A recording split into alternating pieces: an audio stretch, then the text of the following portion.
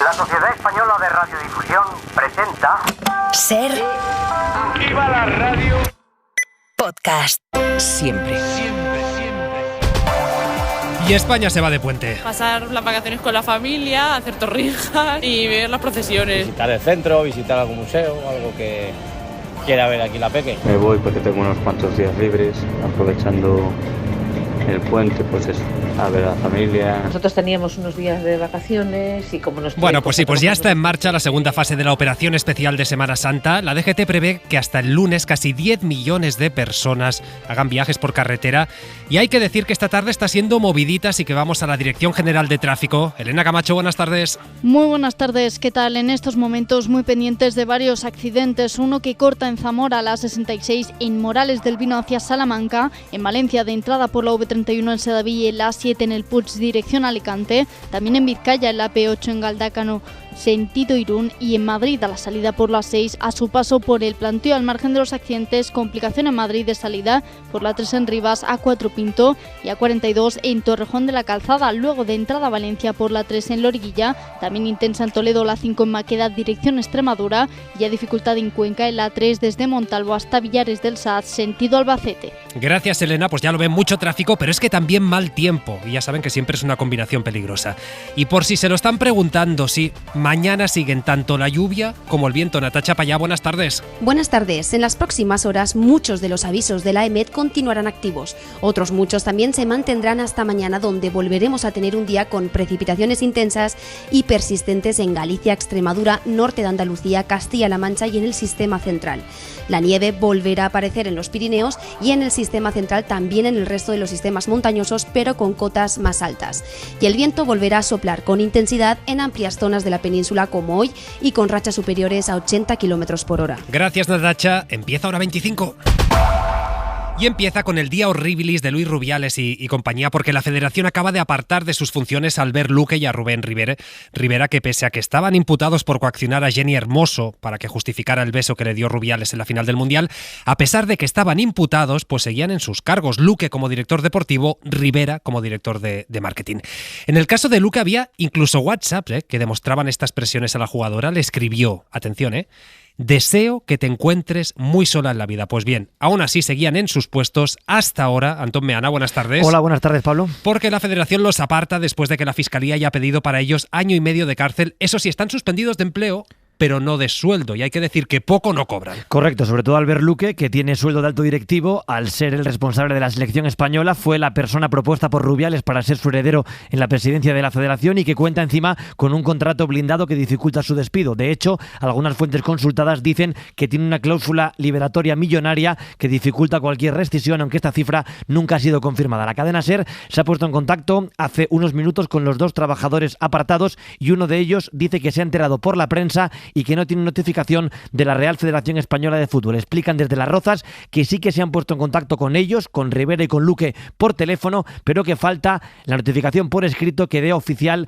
la decisión. La defensa de Rivera ya explicó en su recurso de apelación a la Sala de la Audiencia Nacional que no hay ningún delito y recalcan que Jenny Hermoso en el escrito de acusación nunca habla de que Rubén Rivera lo hubiera coaccionado. Gracias, Meana. Pues suspendidos de empleo, no de sueldo, insistimos. Reacciona la Federación al escrito de la Fiscalía que pide para Rubiales 2 años y medio de cárcel por ese beso no consentido a la jugadora y por coaccionarla después para que ella saliera a justificarlo.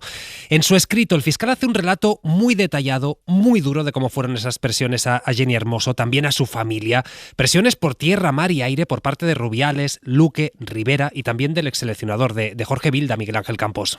La Fiscalía relata que Jenny Hermoso vivió 6 días de presiones continuas, desde el mismo momento del beso forzado al finalizar el Mundial, a instantes después en el vestuario, al autobús camino del aeropuerto, al vuelo de Australia a España y durante las vacaciones del equipo en Ibiza. Hubo coacciones directas a la jugadora para que justificase públicamente el beso, amenazas a su familia y amigos, intentos de soborno con un cargo en la Federación a su retirada y, como no funcionó, acoso que ejecutó al Albert Luque. Deseo que te encuentres muy sola en la vida. Me alegraré si esto sucede, le llegó a decir Luque. El hostigamiento de los acusados, dice la fiscal, solo cesó al 7º día, cuando la FIFA suspendió a Rubiales. Bueno, todo esto en cuanto al caso Jenny Hermoso, pero es que además la jueza que investiga la supuesta corrupción en la gestión de Rubiales cuando era presidente de la Federación ha levantado hoy el secreto de sumario y resulta que hay más contratos bajo sospecha, Pedro Jiménez. Uno reciente de 1,3 millones de euros para obras de reforma en el Hotel de la Federación para adaptarlas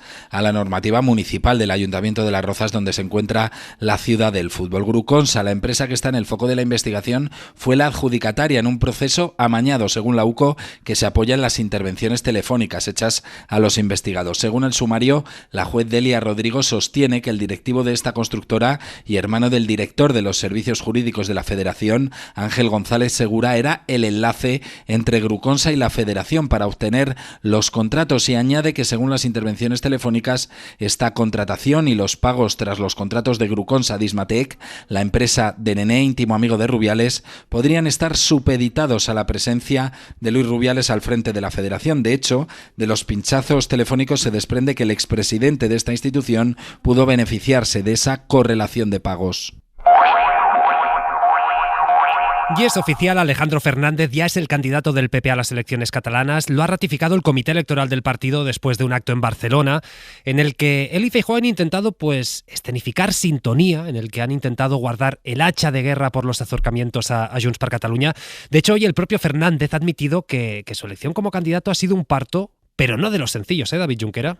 Ha sido un parto un pelín delicado, pero el niño os aseguro que ha salido sano, peleón, pero también os aseguro que os va a dejar dormir por las noches. Más de media docena de veces le ha dado las gracias a Feijóo un exultante Alejandro Fernández. El líder del PP, por su parte, ha reconocido la complejidad del alumbramiento y se ha excusado. Tenía que escuchar antes de tomar la decisión. Teníamos que escuchar. ¿Sabéis por qué? Porque yo no soy ningún César. Lo cierto es que le sube el pulgar a Fernández, del que dice es el mejor candidato por este motivo. Alejandro es el mejor candidato porque todo el mundo coincide en que así lo es. Es el mejor porque lo es, y el PP es la mejor opción para los que quieran guarecerse del independentismo. Solo tienen un refugio seguro, que es el refugio del Partido Popular de Cataluña. Ese refugio ya no sería el PSC, del que dice esto el líder del PP. Aquellos que quieran votar al independentismo tienen tres posibilidades: Junts, Esquerra y PSC. Pero lo cierto es que los tres siguen a la gresca. Hoy la vicepresidenta Montero ha lanzado este mensaje a los independentistas en Radio Nacional.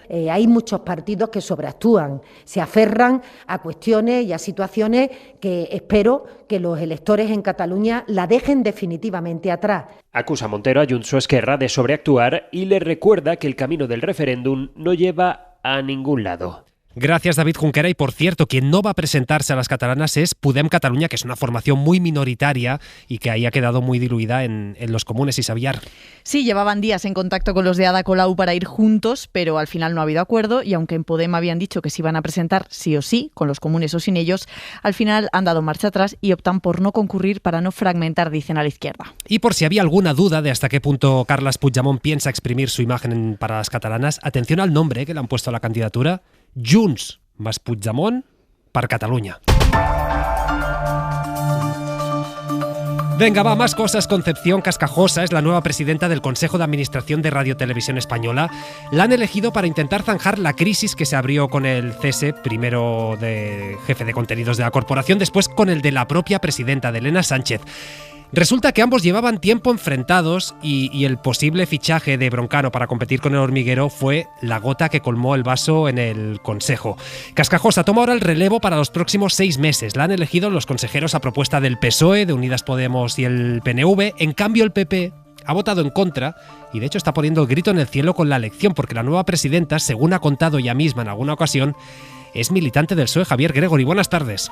Buenas tardes. Concepción Cascajosa nació en 1979 y preside el Observatorio de Igualdad de Radio Televisión Española. Fue elegida consejera de la corporación hace 3 años en representación del PSOE, aunque cuando se presentó al concurso público para elegir al presidente de Radio Televisión Española quedó en el puesto 86. Es doctora en Comunicación Audiovisual por la Universidad de Sevilla y profesora del Departamento de Comunicación de la Universidad Carlos III de Madrid. Y tal tal como dijo en la comisión del Congreso con motivo de su nombramiento como consejera, es militante del PSOE. Sí, soy militante del Partido Socialista.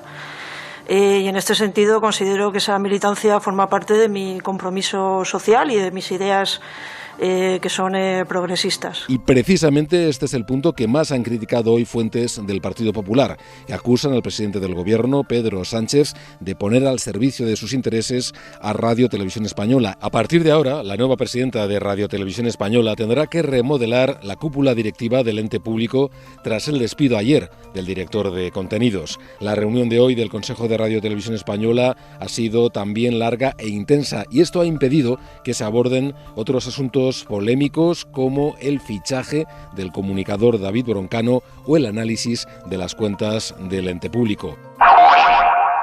Y al menos 12 gazatíes han muerto ahogados al tirarse al mar para tratar de coger la ayuda humanitaria lanzada por aire. Ocurrió el lunes, lo que pasa es que nos hemos enterado hoy. La ONU, hay que recordar que desaconseja estos envíos por aire, pero son muchos los países que los utilizan porque Israel bloquea las entradas por tierra. De hecho, España ha enviado 26 toneladas de ayuda que se han lanzado hoy mismo sobre Gaza. Victoria García. El Ministerio español lo ha hecho con ayuda de Jordania y 2 aviones del Ejército del Aire, y aunque desde hace 3 semanas viene produciéndose lanzamientos de ayuda, no está siendo todo lo efectivo que debiera. Muchos palestinos, acuciados por el hambre, se lanzan al mar para ser los primeros en recoger los paquetes, en vez de esperar a que las olas los acerquen a la orilla. Esto es terrible, habiendo un paso terrestre, que encima tengamos que morir ahogados para conseguir acceder a un bote de comida.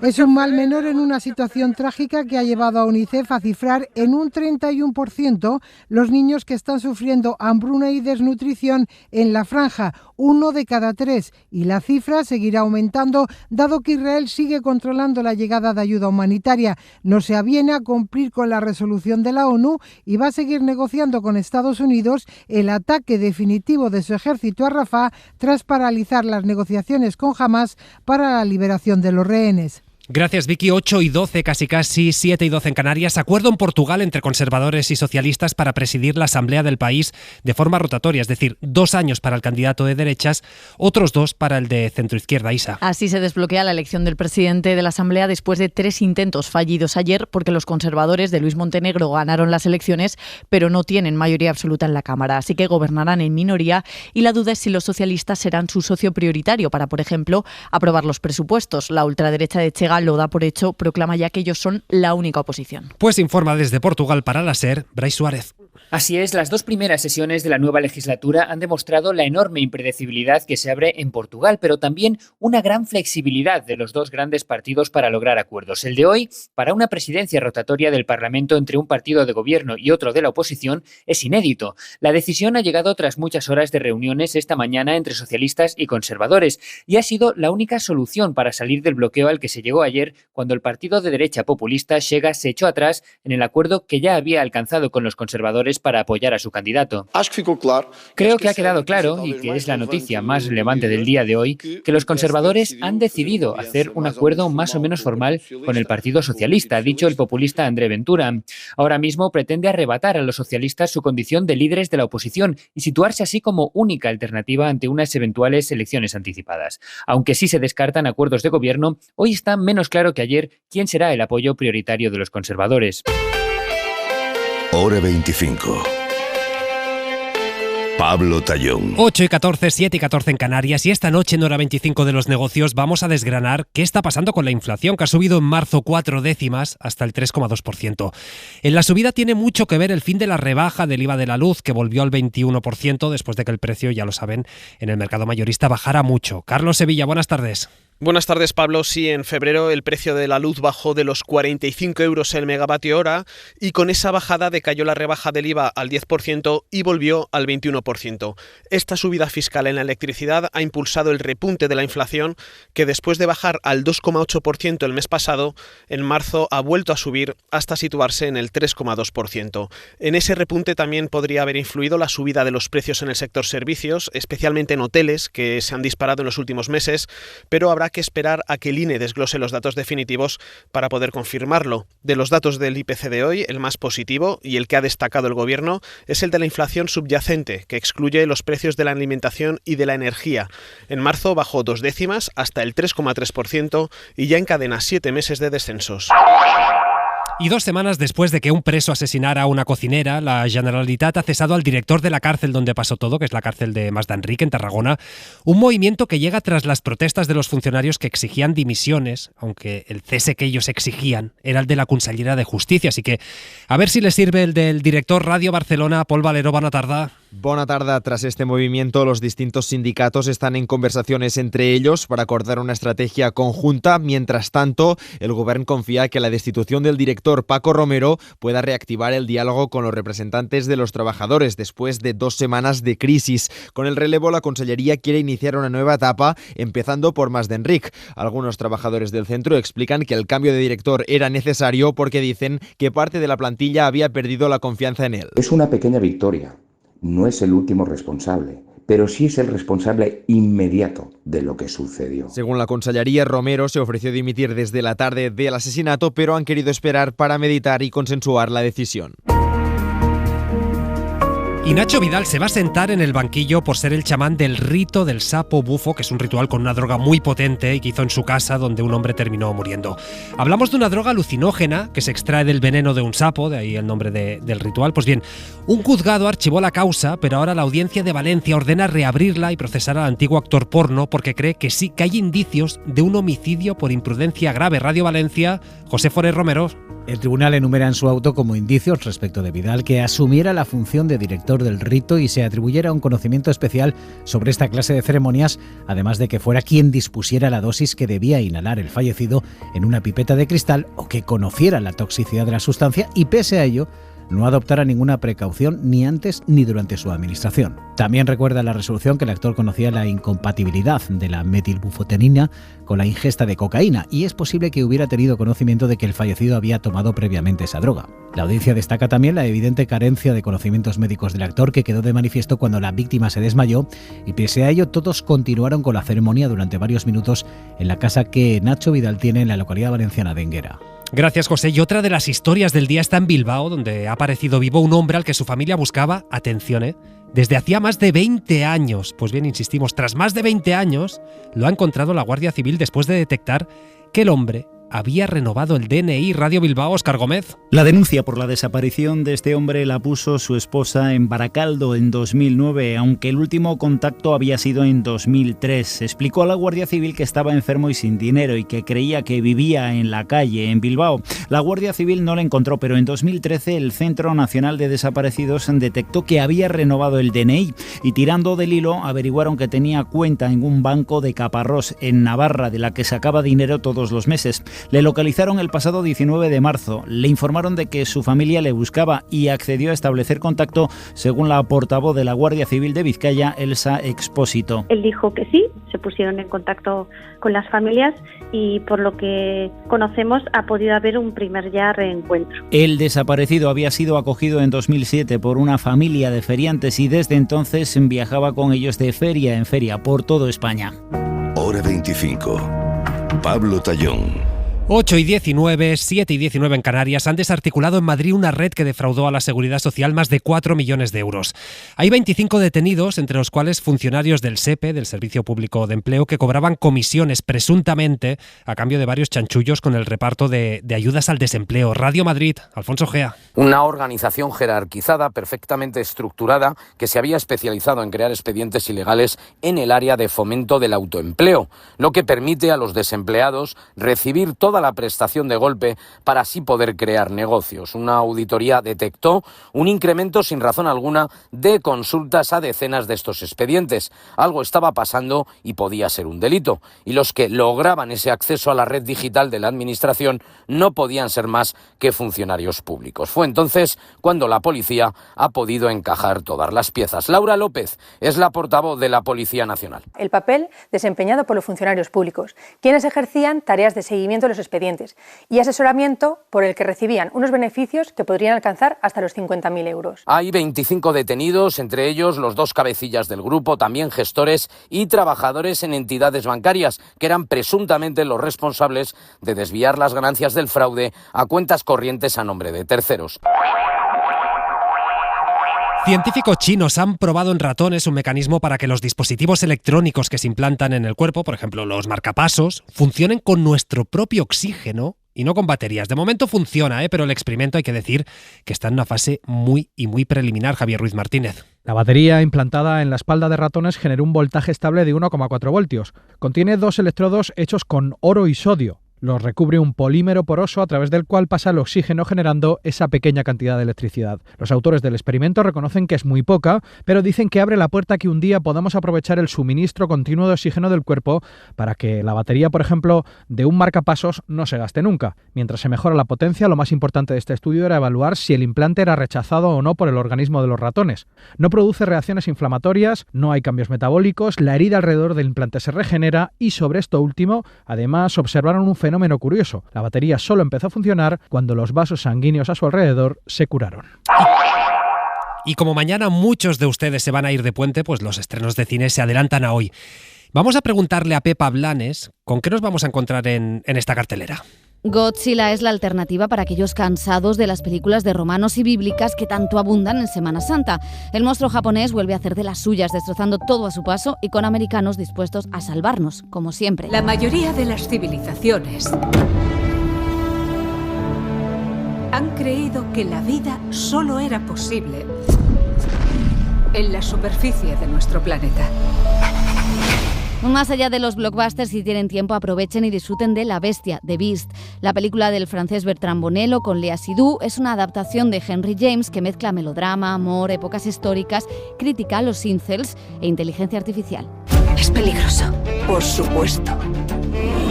Hay una bestia dispuesta a abalanzarse. No tengas miedo. ¡Ah! Alguien va a morir. Y si quieren comedia, Puan es la apuesta de esta semana, película argentina con Leonardo Sbaraglia y Marcelo Subioto, que cuenta las cuitas de 2 profesores de universidad. Humor, culto y mucha filosofía en un retrato de la Argentina pre-milenio. No podemos estar en un teórico de 4 horas escuchando a un profesor hablar cuando en realidad estamos todos pensando que no llegamos a fin de mes. Necesitamos recuperar el presupuesto de las becas. Tenemos alguna recomendación más en plataformas, por ejemplo la comedia de Emilio Martínez Lázaro, Un hipster en la España vacía, y también en Netflix un thriller argentino de Sebastián Borenstein, Descansar en paz, sobre maridos que desaparecen. Para no perderte ningún episodio, síguenos en la aplicación o la web de la SER, Podium Podcast o tu plataforma de audio favorita.